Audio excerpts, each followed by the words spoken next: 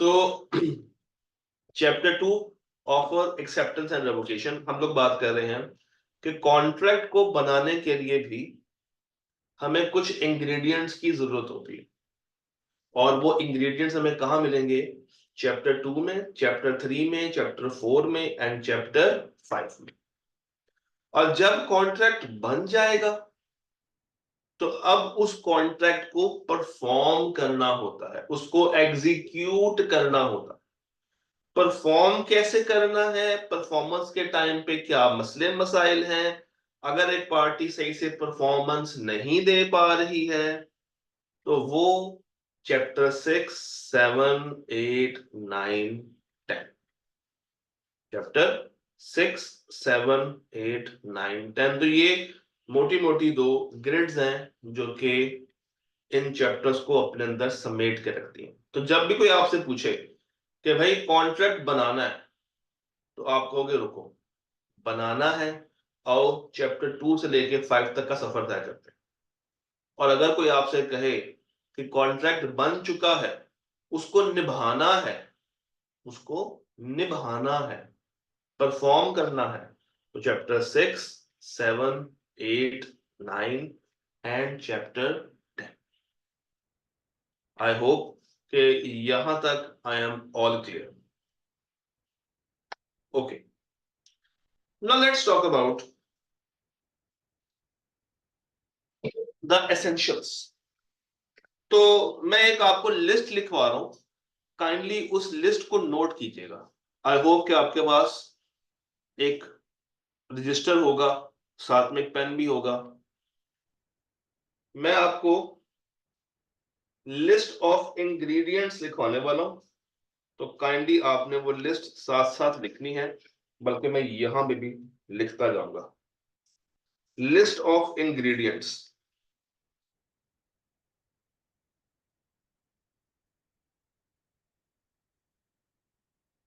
List of ingredients. Number 1 number 1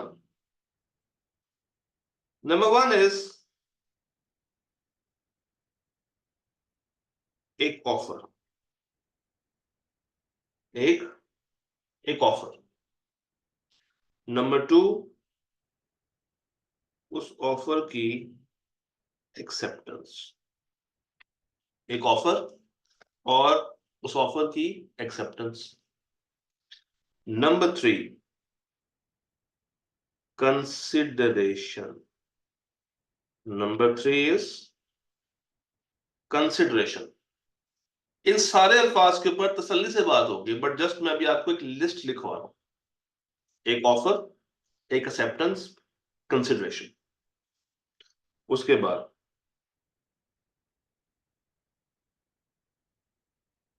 competent parties, यानी कि जो आपस में कॉन्ट्रैक्ट कर रही हैं वो कॉम्पिटेंट होनी चाहिए, इस काबिल हो कि वो कॉन्ट्रैक्ट में एंटर हो सके। Number 5, free consent. Number 5 is number 5 is free consent, यानी कि अगर आप कोई कॉन्ट्रैक्ट करने जा रहे हैं तो दूसरा बंदा और इवन आप भी अपनी खुशी से कॉन्ट्रैक्ट में दाखिल हो रहे हैं। आप पे किसी तरह का कोई जबर नहीं है, कोई फोर्सफुली आपको कॉन्ट्रैक्ट में नहीं लेकर आया जा रहा, आप अपने दिल से कॉन्ट्रैक्ट में। Number 6, not void by law. कानून में इसको वॉइड नहीं कहा हुआ। वॉइड कहते हैं किसी चीज का नेगेटिव, बातिल हो जाना, कैंसल हो जाना, कानून की तरफ से शरण मना ना हो। इसका ऑपोजिट होता है वैलिड। एंड नंबर 7,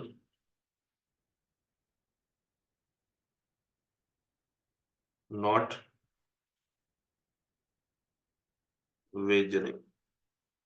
वेजर ना हो, क्या ना हो? वेजरिंग ना हो। तो ये कुछ जरूरी एसेंशियल्स हैं जो कि आपको पता होने चाहिए कि जब आपने एक कॉन्ट्रैक्ट बनाना है, जब आपने एक कॉन्ट्रैक्ट को तश्कील देना है, तो कौन कौन सी चीजें, कौन कौन से इंग्रेडिएंट्स आपके पूरे होने चाहिए।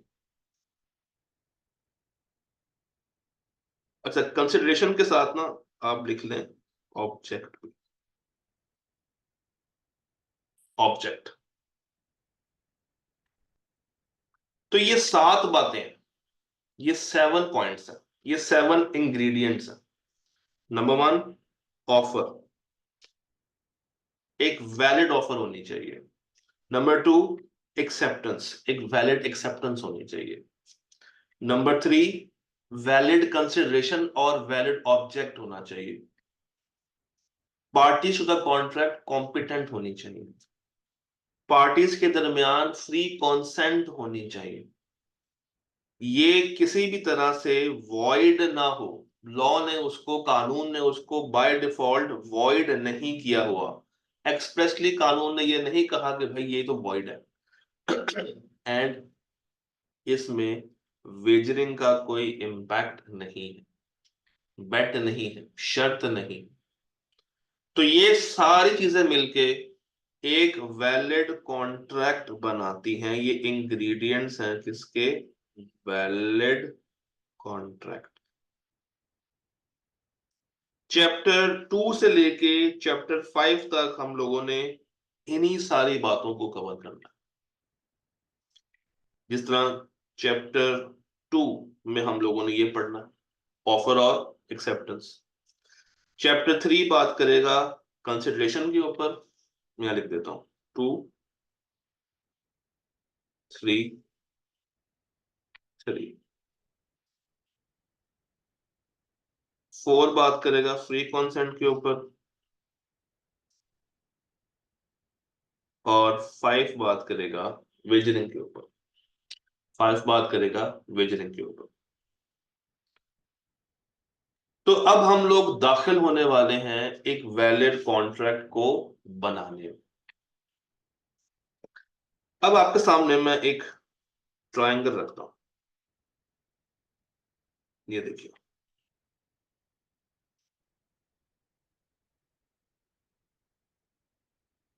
लफ्ज है, लफ्ज है कॉन्ट्रैक्ट, लफ्ज है कॉन्ट्रैक्ट।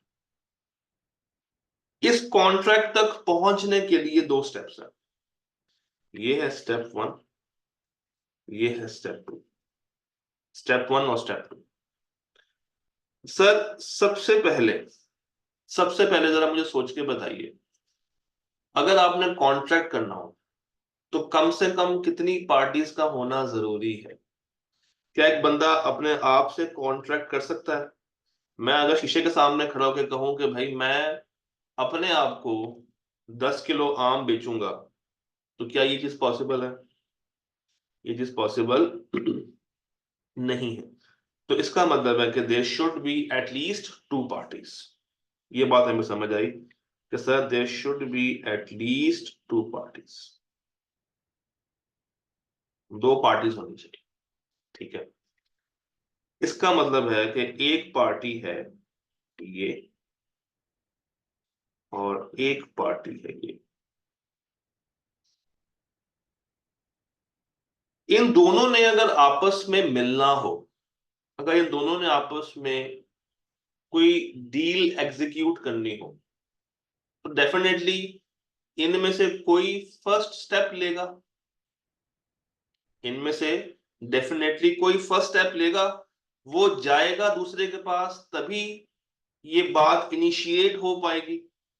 या अगर दोनों अपने अपने घर बैठे रहें, तब तो किसी भी तरह का कॉन्ट्रैक्ट नहीं होगा।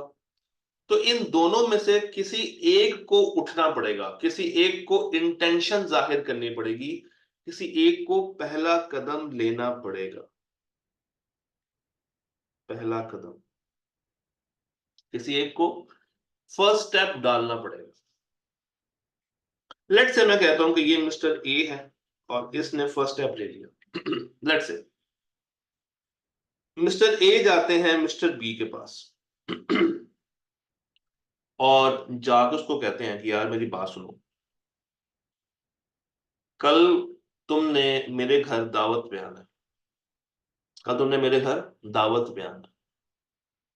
मिस्टर बी कहता है डन, मैं तुम्हारे घर दावत पे आ जाऊंगा। ए ने बी को दावत पे बुलाया। मुझे बताइए इस लाइन में किसका फायदा होने जा रहा है, ए का या बी का? किसको फायदा मिल रहा है? अगर ए बी से कहता है कि मैं तुम्हें कल दावत पे बुला रहा हूं, और बी कहता है ओके मैं दावत पे आ जाऊंगा, तो इतनी ही लाइन में जरा मुझे सोच के बताइए किसका फायदा है, किसको फायदा मिलने वाला है, ए को या बी को? डेफिनेटली फायदा मिलेगा बी को, फायदा मिलेगा इसको। नेक्स्ट डे, नेक्स्ट डे बी दावत पे पहुंच गया, मगर ए घर नहीं था। बी दावत पे पहुंच गया, मगर ए भाई घर पे नहीं थे।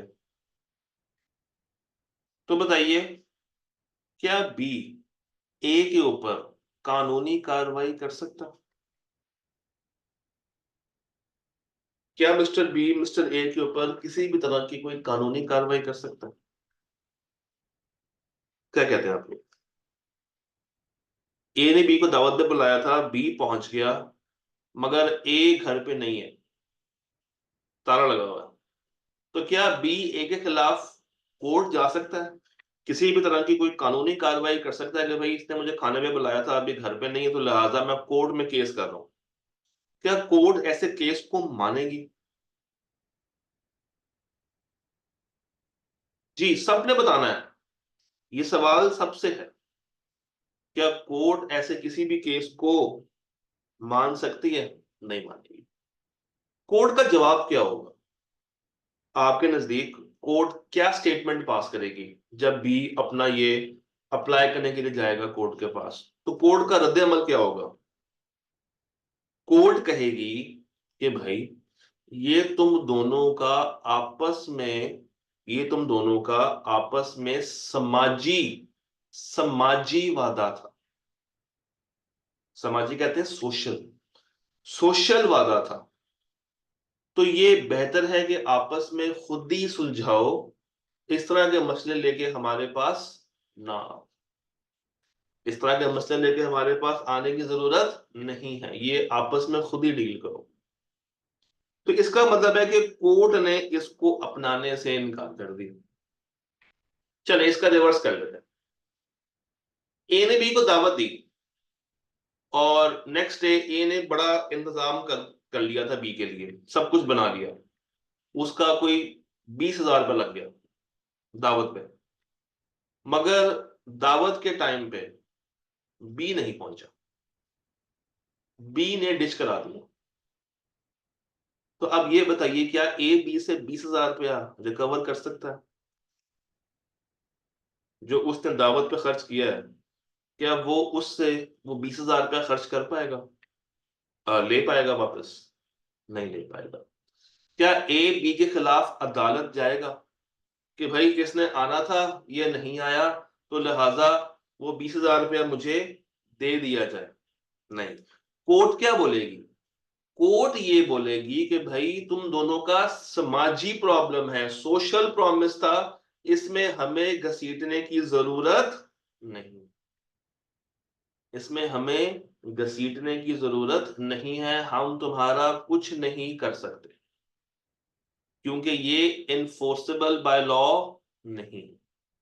इसी तरह, इसी तरह आपका एक दोस्त हो, आपने अपने दोस्त से कहा हो कि भाई कल 11 बजे बीलो की क्लास है, तो मेरे साथ क्लास में आओगे, लिंक भी फ्री है। उसने कहा हाँ हाँ पक्का हूँ। डन हो गया, दोनों सो गए। सुबह उठे तो वो दोस्त क्लास को ज्वाइन नहीं कर पाया, वो सोया रह गया या किसी काम से चला गया। तो क्या अब आप अगेन अदालत जाएंगे कि भाई मेरा दोस्त उस टाइम पे मीटिंग में नहीं आया था, उस क्लास में नहीं आया था, तो लिहाजा इससे मुझे पेनल्टी लेके दी जाए? क्या ये अदालत में जाने के काबिल क्लेम है? नहीं, ये क्लेम अदालत में जाने के काबिल नहीं। तो अगर आप लोग गौर करें तो हमने कहा था कि कम से कम दो पार्टीज होनी चाहिए। एक पार्टी इनिशिएट कर रही है, इन सारी एग्जांपल्स में एक पार्टी ने पहला कदम लिया है। नॉर्मली ए पहला कदम ले रहा है, तो जो बंदा पहला कदम डाले उसको हम कहते हैं कि इसने दूसरी पार्टी को ऑफर कराई है। इसने दूसरी पार्टी को क्या कराई है? ऑफर कराई। और दूसरी पार्टी ने एक्सेप्ट कर लिया है। दूसरी पार्टी ने क्या कर लिया? एक्सेप्ट कर लिया। मगर मगर क्या ये जितनी एग्जांपल्स अभी तक हम लोगों ने की हैं, क्या ये लीगली इन्फोर्सेबल थी? क्या इनमें से कोई मिसाल ऐसी है जिसे मैं कहूं कि भाई ये लीगली इन्फोर्स्ड है, यानी कि इसके अगर पूरी ना हुई तो हम अदालत में जा सकते हैं? कोई ऐसी बात की है अभी तक हम लोगों ने? कोई ऐसी बात नहीं की। इसका मतलब ये है कि ये समाजी एक समाजी वादा हुआ। तो वादे की अंग्रेजी क्या होती है प्यारे बच्चों? वादे की अंग्रेजी क्या होती है? वादे को हम लोग कहते हैं प्रॉमिस। वादे को क्या कहते हैं प्यारे बच्चों? प्रॉमिस। तो कॉन्ट्रैक्ट तक पहुंचने के लिए जो पहली सीढ़ी है वो है प्रॉमिस की सीढ़ी। वो है प्रॉमिस की सीढ़ी। तो प्रॉमिस में क्या हुआ था? ऑफर हुई थी और उस ऑफर को एक्सेप्ट किया गया था। ऑफर हुई और उस ऑफर की एक्सेप्टेंस हुई। तो ये क्या बन गया? ये बन गया प्रॉमिस। ये क्या बन गया? प्रॉमिस।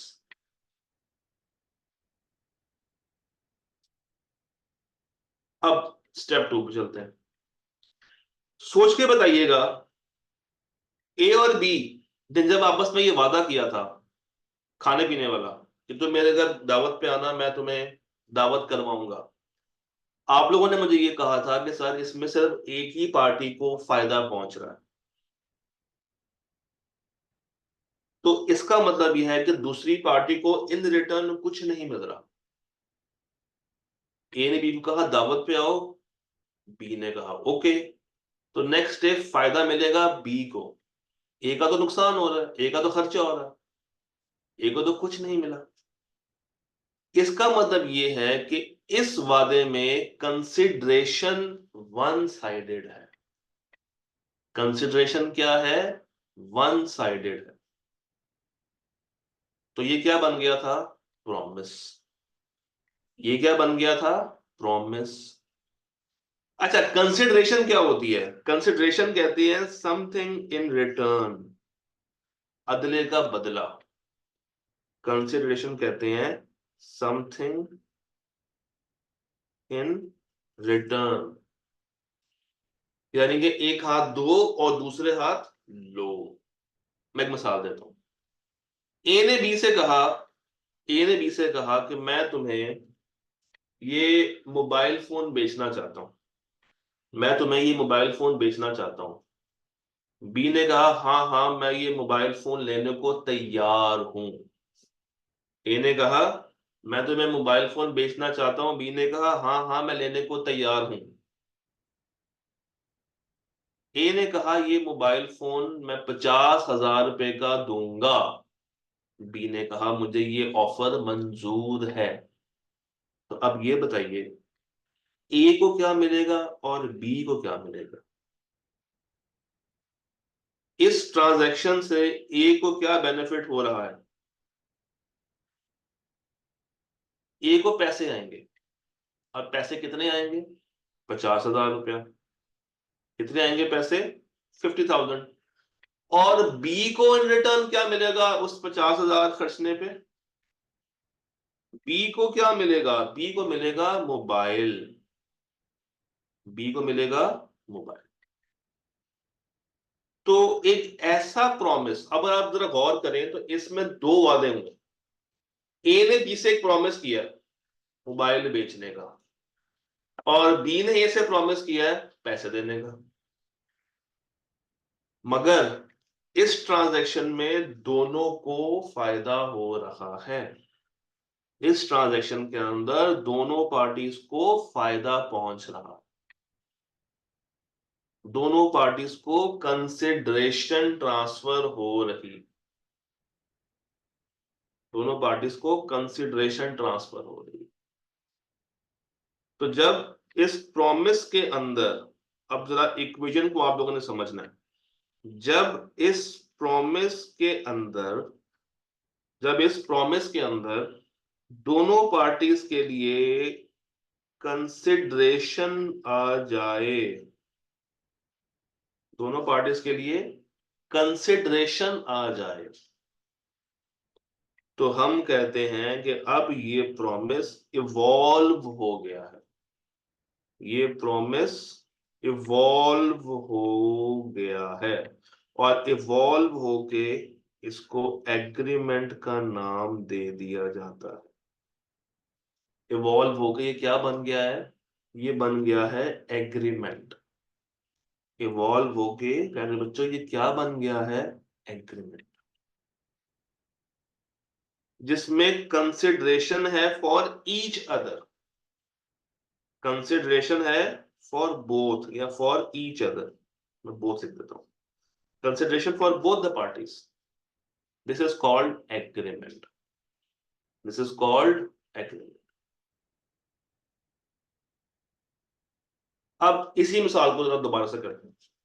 ए ने बी से कहा मोबाइल 50,000 रुपए का, बी ने कहा डन। नेक्स्ट डे ए ने बी को मोबाइल नहीं बेचा, सी को बेच दिया। ए ने बी को मोबाइल नहीं बेचा, सी को बेच दिया। तो मुझे ये बताइए, क्या बी अदालत जा सकता है? क्या वो अदालत जाकर ये कह सकता है कि ए ने मुझे मोबाइल बेचना था 50,000 रुपए का, उसने मुझे नहीं बेचा, तो ए से मुझे पेनल्टी लेके दें, ए से मुझे नुकसान जो हुआ है वो लेके दें? क्या अब ये अदालत जा सकता है? जा सकता है। ले जनाब, चला गया, कोर्ट चला गया। कोर्ट चला गया। अदालत जो फैसला करती है, आप लोगों ने अक्सर फिल्मों में एक लाइन सुनी होगी, तमाम गवाहों और सबूतों को मद्देनजर रखते हुए। ये लाइन कभी सुनी? तमाम तमाम गवाहों और सबूतों को मद्देनजर रखते हुए ये अदालत इस नतीजे पे पहुंची है। ये लाइन याद है? सुनी है ना? तो ये बताइए, साबित कैसे करेगा, साबित कैसे करेगा बी कि ए ने धोखा दिया? कब साबित कर सकता है? ये तो जबानी एक एग्रीमेंट हुआ था, कोई लिखत पढ़त तो थी नहीं, कोई गवाह तो मौजूद थे ही नहीं। नो डाउट ये एक कमर्शियल ट्रांजैक्शन है, एक समाजी वादा नहीं है, एक एग्रीमेंट है। मगर इसके अंदर कोई इनफोर्सेबिलिटी नहीं नजर आई। इसके अंदर कोई इनफोर्सेबिलिटी नजर नहीं आई। इसका मतलब यह है कि अगर आपने इनफोर्सेबल बनाना हो, अगर आपने उसको इनफोर्सेबल बनाना हो, तो आपको ये चीज रिकॉर्ड करनी चाहिए थी। नॉर्मली हम लोग कहते हैं स्टाम्प पेपर पे रिकॉर्ड की हो। जो नॉर्मली कॉन्ट्रैक्ट्स होते हैं वो एक स्टाम्प पेपर पे हो रहे होते हैं। तो इस ट्रांजैक्शन में लीगल एनफोर्सेबिलिटी नामी एक पंगा मौजूद नहीं है। क्या मौजूद नहीं है?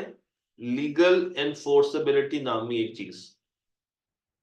अगर मैं इस एग्रीमेंट में, अगर अगर सुने, अगर मैं इस एग्रीमेंट के अंदर वो लीगल इनफोर्सेबिलिटी वाला शशका ऐड कर दूं,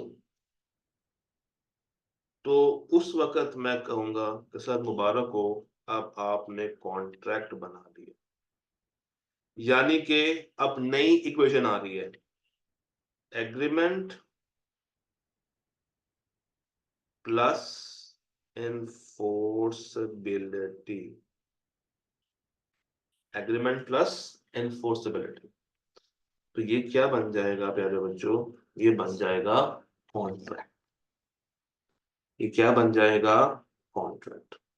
ये जरूरी नहीं है कि ये रिटर्न फॉर्म में ही हो, ये बात याद रखिएगा। Contract, offer, acceptance, promise, agreement, ये ओरल हो सकते हैं, जरूरी नहीं है कि ये रिटर्न फॉर्म में ही हो। मगर इनफोर्सेबल करने के लिए कुछ ऐसा करो जिससे अदालत आपकी बात मान जाए।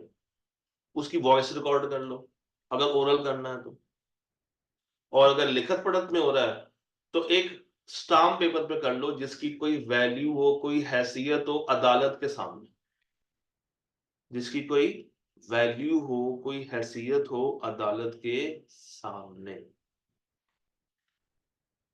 एम आई क्लियर जी? मुझे बताइए, यहां तक कोई मसला, कोई परेशानी? यहां तक सिर्फ।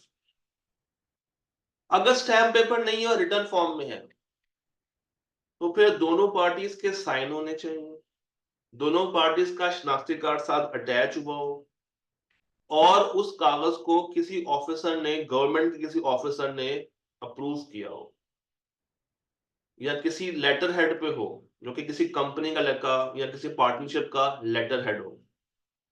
तो कोई भी ऐसी चीज जिसकी वैलिडिटी ज्यादा है और ये ऑन रिकॉर्ड हो। अच्छी बात तो ये है कि जो भी आप कमर्शियल ट्रांजैक्शन करते हैं वो एक गवर्नमेंट के डॉक्यूमेंट पे होने चाहिए जो कि वहां पे ड्यूली रजिस्टर्ड हो, तब जाके आप दूसरी पार्टी पे अच्छे से केस कर सकते हैं,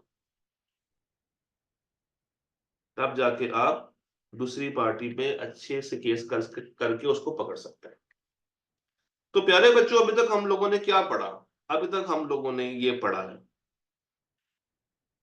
अभी तक हम लोगों ने ये इक्वेशन को स्टडी की है।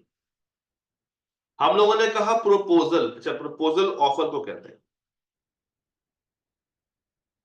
ऑफर प्लस एक्सेप्टेंस क्या बनता है? प्रॉमिस। इसी प्रॉमिस में मैं अगर कंसिडरेशन ऐड कर दूं ये बन जाएगा एग्रीमेंट, और अगर इसी एग्रीमेंट के अंदर मैं लीगल ऑब्लिगेशन ऐड कर दूं, एनफोर्सेबिलिटी का फैक्टर ऐड कर दूं, तो क्या बन जाएगा? कॉन्ट्रैक्ट। ये क्या बन जाएगा? वो कहता है parties to an agreement must be bound to perform their promises. जो पार्टीज है ए और बी वो बाउंड होनी चाहिए, और बाउंड कब होंगी? जब लीगल ऑब्लिगेशन उनके ऊपर पड़ेगी। ये पार्टीज कब बाउंड होगी? जब उनके ऊपर एक लीगल ऑब्लिगेशन आ रही होगी। और अगर कोई पार्टी डिफॉल्ट करती है, डिफॉल्ट कहते हैं भाग जाना, अपना वादा पूरा ना करना, तो अगर कोई पार्टी इनमें से डिफॉल्ट कर गई, भाग गई, तो दूसरी पार्टी जिसके साथ जुल्म हुआ है, दूसरी पार्टी जिसके साथ जुल्म हुआ है वो कोर्ट जा सकती है, और जाकर कोर्ट को कहेगी कि भाई उसने मेरे साथ जुल्म किया है, आप मुझे इंसाफ दिलाएं, ये कॉन्ट्रैक्ट पूरा करवाएं, मुझे इंसाफ दिलवाएं, ये कॉन्ट्रैक्ट पूरा करवाएं, एनफोर्स करवाएं। यहां तक मुझे बताइएगा एनी प्रॉब्लम? सर क्या हमें ये स्लाइड्स मिलेंगी? जो किताब आपके साथ शेयर की है ना, ग्रुप डिस्क्रिप्शन में जब आप लोग जाएंगे तो आपको किताब का लिंक मिलेगा। ये स्लाइड्स उसी किताब में से ही निकाली है, बिजनेस लॉ में डीसी। तो ये स्लाइड्स उसी किताब में से निकाली हुई हैं, तो अगर हम लोग स्लाइड से कुछ पढ़ रहे हैं it is as equal as कि आप उस किताब से उसको ट्रैक कर सकते हैं, क्योंकि डेली बेस के ऊपर स्लाइड्स को कन्वर्ट करके पीडीएफ में फिर शेयर करना थोड़ा सा मुश्किल है। तो किताब आपके पास अवेलेबल है। हाँ, आप एक काम कर सकते हैं कि जब आपसे मैं कहूँ ना स्क्रीनशॉट लेने, तो आपने उसका स्क्रीनशॉट लाजमी पिक कर लेना ताकि रेफरेंस के लिए आपके पास वो सेव रहे। जनाब यहां तक मुझे बताइए, कोई प्रॉब्लम, कोई मसला, कोई परेशानी? अप टिल नाउ सारी बातें क्लियर हो गई हैं कि ऑफर क्या है, एक्सेप्टेंस क्या है, प्रॉमिस किसे कहते हैं, कंसिडरेशन क्या होती है, एग्रीमेंट क्या होता है और इनफोर्सेबिलिटी किसे कहते हैं। हमने 7 लफ्ज पढ़े हैं, बातों बातों में 7 बातें की हैं। ऑफर एक बार, एक्सेप्टेंस दूसरी, प्रॉमिस तीसरी, कंसिडरेशन चौथी, एग्रीमेंट पांचवा, एनफोर्सेबिलिटी छठा और कॉन्ट्रैक्ट सातवां। 7 बातें कवर की हैं। क्या ये 7 की 7 बातें तैयार है? क्या ये सातों बातें आती हैं? सबसे पहले क्या होगा? एक ऑफर। ऑफर को दूसरी पार्टी कबूल करेगी तो क्या बन जाएगा? प्रॉमिस। ये प्रॉमिस सोशल भी हो सकते हैं, मोरल भी हो सकते हैं और रिलीजियस भी हो सकते हैं। ये प्रॉमिस सोशल भी हो सकते हैं, मैं लिख देता हूं। ये जो आपके प्रॉमिस हैं, that can be social, moral, religious. भाई ए ने बी से कहा तरावी में चलो, बी ने कहा हाँ हाँ मैं आ रहा हूं, बी पहुंच जाएंगे। अच्छा, प्रॉमिस। उसके बाद कंसिडरेशन, मगर ये होनी चाहिए for both, for each other, तो ये बन जाएगा एग्रीमेंट। और उस एग्रीमेंट में मैं अगर इनफोर्सेबिलिटी का तड़का लगा दूं तो ये बन जाएगा मेरा कॉन्ट्रैक्ट। ये क्या बन जाएगा? मेरा कॉन्ट्रैक्ट। क्या मेरे प्यारे बच्चों को यहां तक कोई परेशानी, कोई मसला, कोई सवाल है तो मुझे बताइए। Anything up till now? कोई सवाल अगर जहन में आ रहा है तो पूछे। यहां तक क्लियर है? सर जी जी। सर प्रॉमिस जैसे अपनी टाइप बताइए, सोशल मोरल, तो क्या कॉन्ट्रैक्ट भी इसी बेस पे बन सकते हैं, सोशल और मोरल पर? बन सकता है, मगर फिर आपको वो सोशल से निकाल के कमर्शियल में डालना पड़ेगा। फॉर एग्जाम्पल, ये एक सोशल वादा है कि मैं तुम्हें मोबाइल बेचूंगा। ए बी से कहता है कि भाई मेरे पास एक मोबाइल पड़ा हुआ है, मेरे किसी काम का नहीं है और मुझे पैसों की लालच भी नहीं है, तो तुम ये मोबाइल रख लो। बी ने कहा ठीक है। ये प्रॉमिस। ए ने बी से कहा कि मेरे पास एक मोबाइल पड़ा हुआ है जो कि मैं तुम्हें बेचना चाहता हूं, इसकी वैल्यू 50,000 रुपया है, क्या तुम लेना पसंद करोगे? बी ने कहा हाँ, मैं तुम्हें 50,000 देने को तैयार हूं। अब दोनों को कंसिडरेशन मिल रही है, ये बन गया एग्रीमेंट। और कल को ए को पता है कि बी भाग जाएगा, तो ए ने क्या किया? उसको स्टाम्प पेपर पे लिखवा लिया, उस सोशल प्रॉमिस को, सोशल एग्रीमेंट को कन्वर्ट कर लिया कमर्शियल ट्रांजैक्शन में। तो अब ये क्या बन गया? एक कॉन्ट्रैक्ट। अब अगर बी भागता है तो ए उससे रिकवरी कर सकता है, ए उसको अदालत के थ्रू एनफोर्स करवा सकता है। क्लियर? सर सेकंड सवाल। जी जी। सर अगर कॉन्ट्रैक्ट दो पार्टीज के दरमियान हो गई और बाद में जिस पार्टी ने ऑफर दी हो, प्रपोजल दिया हो, वो मतलब कि उसे लगा कि मैंने जो कंसंट्रेशन तय किया वो कम है और वो उस कॉन्ट्रैक्ट से पीछे हट जाए और दूसरी पार्टी वो कोर्ट लेकर जाए वो मसला, तो क्या वो पार्टी ये क्लेम, पहली जो ऑफर किसने दिया वो पार्टी ये क्लेम कर सकती है कि मैं कंसंट्रेशन कम होने की वजह से मैं ये हट हट रहा हूँ इससे? ऐसा हो सकता है, मगर हम ये पढ़ेंगे कंसिडरेशन के टॉपिक में जाके। सही से। तो ये पॉसिबिलिटी है, मुझे पता है आपके जेहन में बहुत सारे सवाल आ रहे होंगे।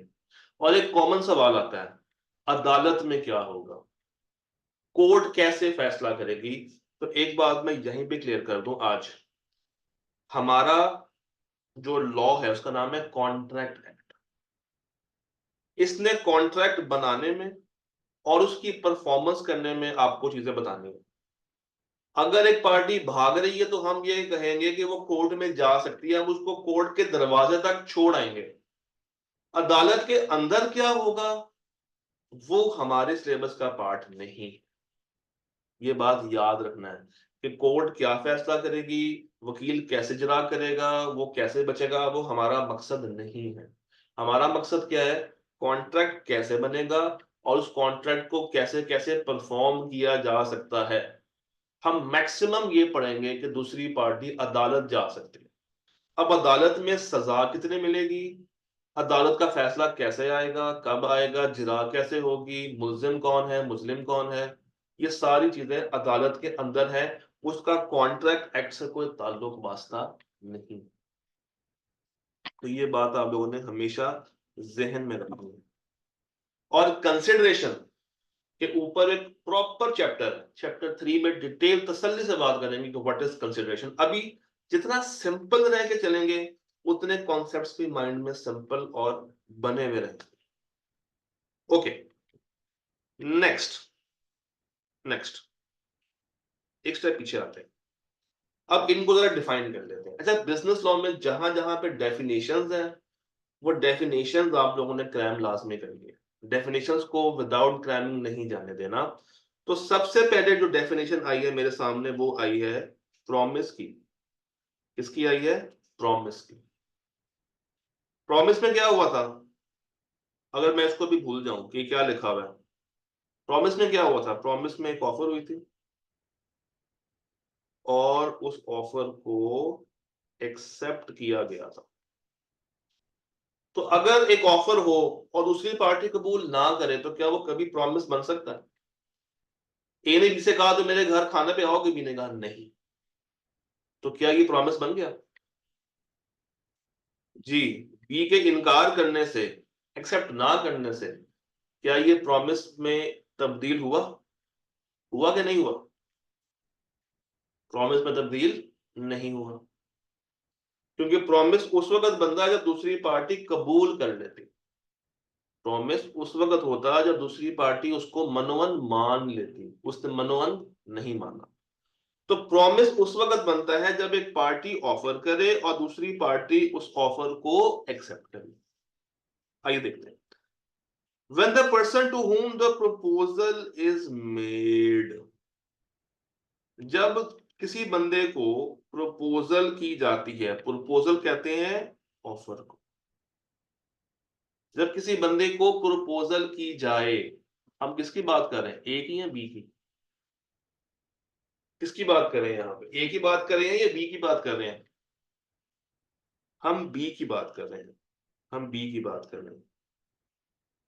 सिग्निफाइज हिज असेंट, सिग्निफाई कहते हैं बता देना, सिग्निफाइज हिज असेंट, असेंट कहते हैं रजामंदी। जिस बंदे को प्रपोजल की, ऑफर की, उसने अपनी असेंट सिग्निफाई कर दी, बता दी, अपनी रजामंदी जाहिर कर दी।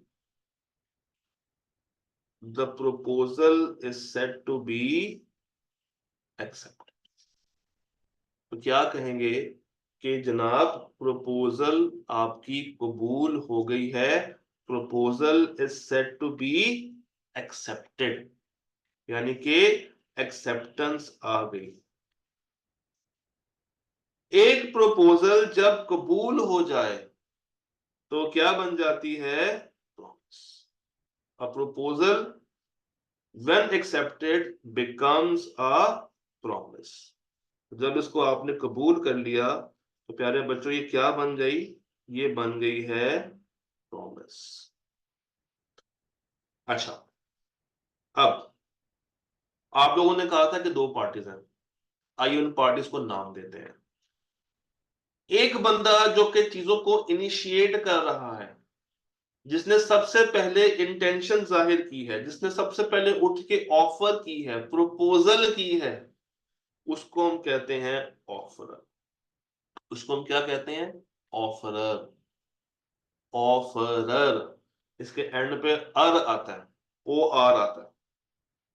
प्रोमिसर भी बोल सकते हैं और ऑफरर भी बोल सकते हैं। नॉर्मली हम लोग ऑफरर का वर्ड यूज करते होते हैं।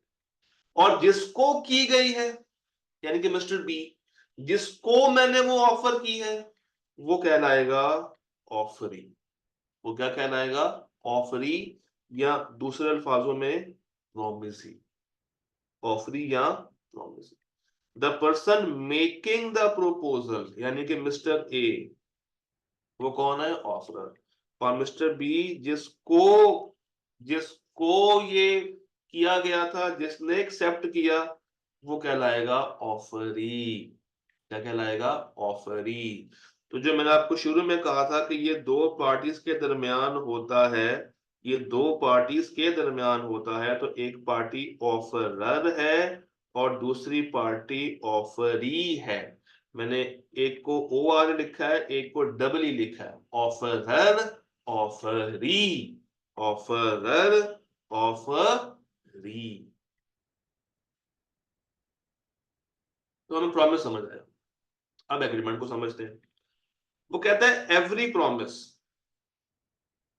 या set of promises forming the consideration for each other, दूसरों के लिए कंसिडरेशन बन रही हो, तो वो कहला जाता है एग्रीमेंट। यानी कि ऑफर प्लस एक्सेप्टेंस क्या बनता है? प्रॉमिस।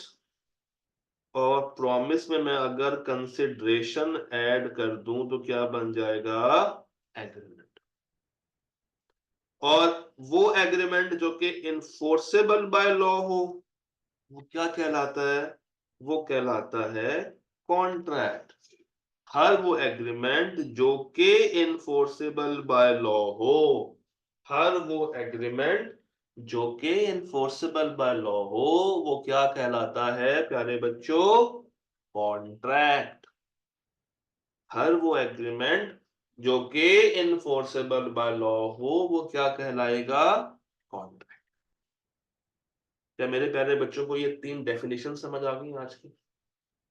आज का जो मेन एजेंडा है वो ये तीन डेफिनेशंस है। क्या आपको ये तीनों बातें समझ आ गई हैं?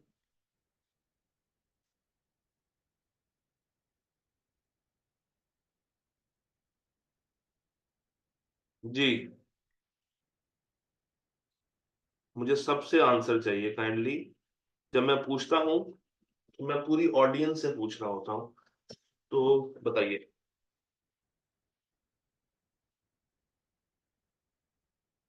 ओके, हमारी आज की आखिरी बात, आज की बिल्कुल आखिरी बात करते हैं। एक्सप्रेस और इम्प्लाइड, ये दो वर्ड्स हैं।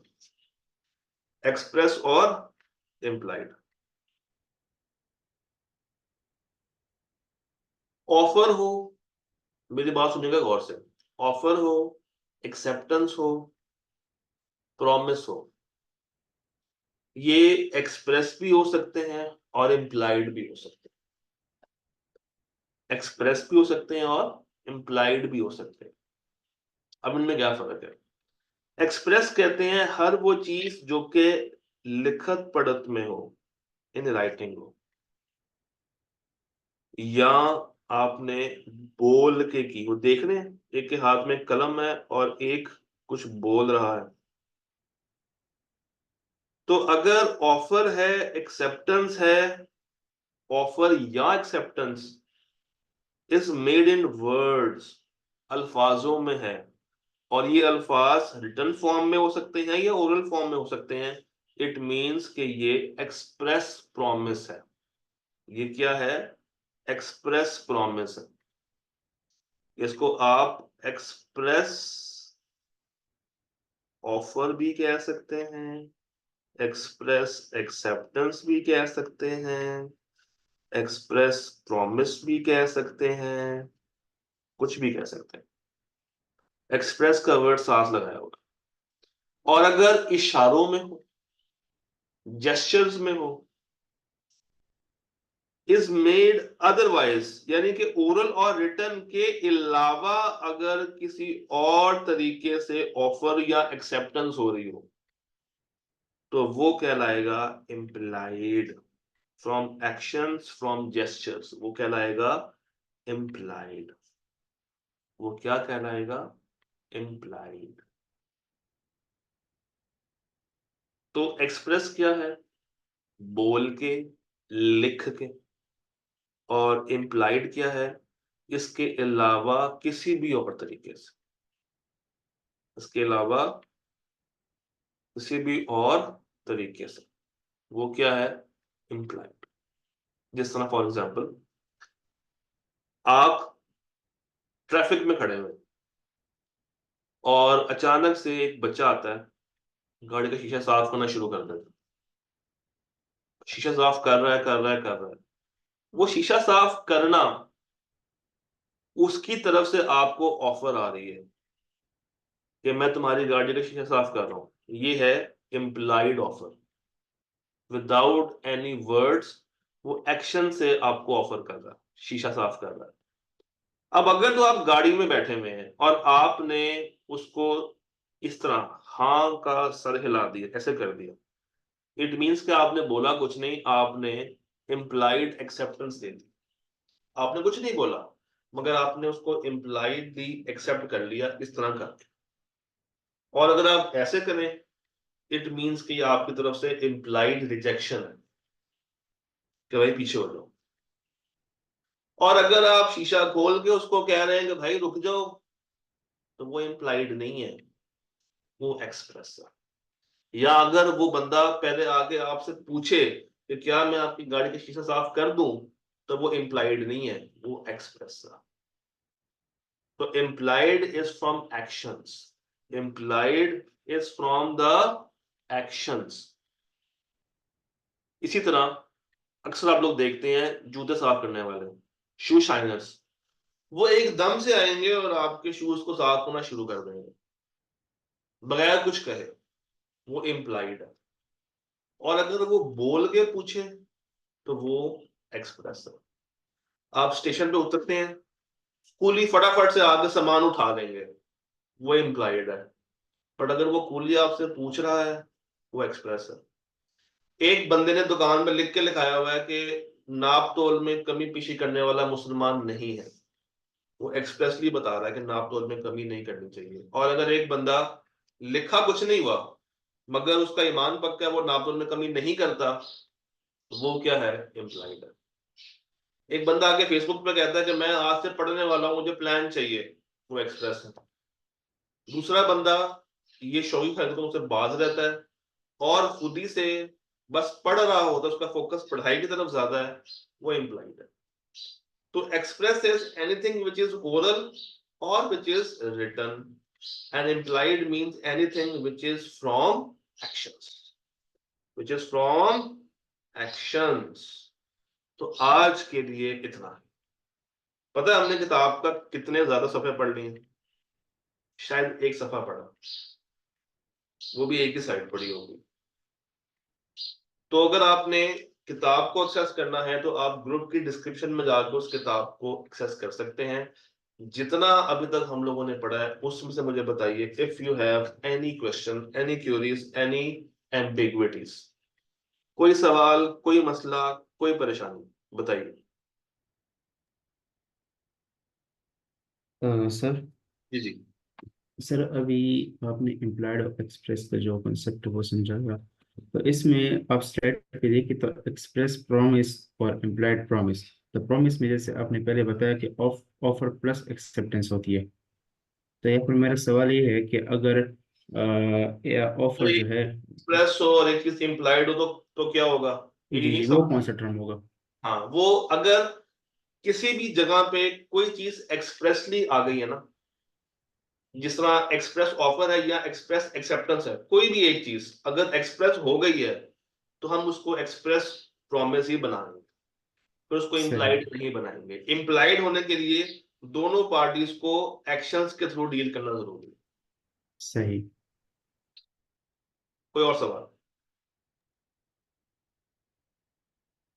जी, एनी अदर क्वेश्चन? और सर ये कॉन्ट्रैक्ट या एग्रीमेंट के लिए पार्टीज का कोई मैक्सिमम लिमिट तो नहीं है? नहीं, पार्टीज कैन बी खुली, चाहे 100 हो, 1000 हो, 10,000 हो, 20,000 हो, कोई मसले वाली बात नहीं। कोई और सवाल? जी, किसी भाई का, किसी बहन का कोई सवाल?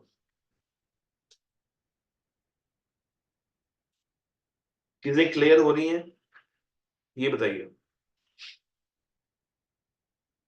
चले मैं वन बाय वन सबसे पूछ लेता हूँ। Iman, Farheen, Haroon, Abbas, Rida, Zara and company chartered accountants, मुझे बताइए any confusion of any type.